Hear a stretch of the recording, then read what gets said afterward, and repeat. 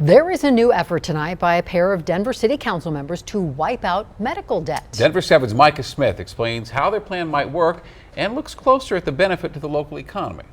60% of bankruptcies in the U.S. are linked to medical debt.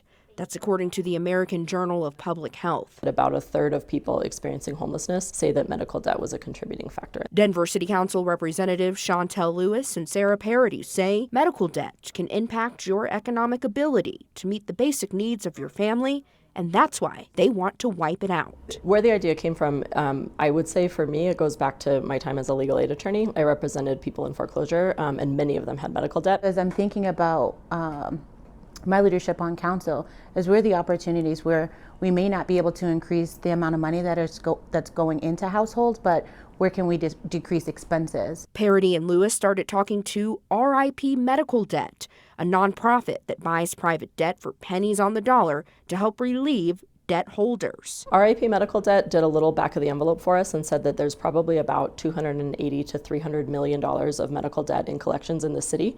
We know that about 19% of people of color carry medical debt, about 15% of those with disabilities carry medical debt, and that's among all income levels, so it's pretty widespread.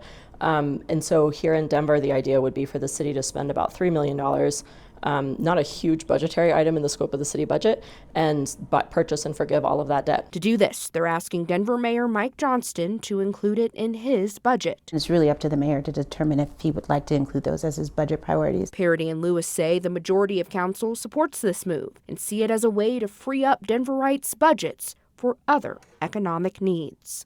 Reporting in Denver, Micah Smith, Denver 7. And going in depth here, new data shows the majority of Americans with medical debt owe money specifically to hospitals.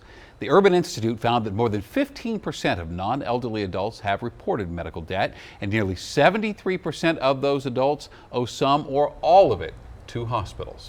And if you have medical debt, it can no longer show up on your credit report. Colorado lawmakers passed a bill last session preventing consumer credit reports from reporting medical debt. Colorado is the first state in the country to create such a law.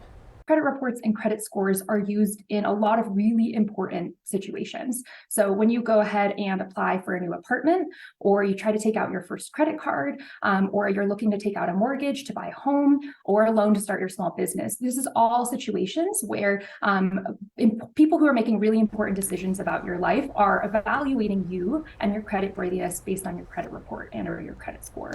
And you can check your credit report with all three credit bureaus once a year for free. Just go to annualcreditreport.com. And remember, never give your credit card number for a free report.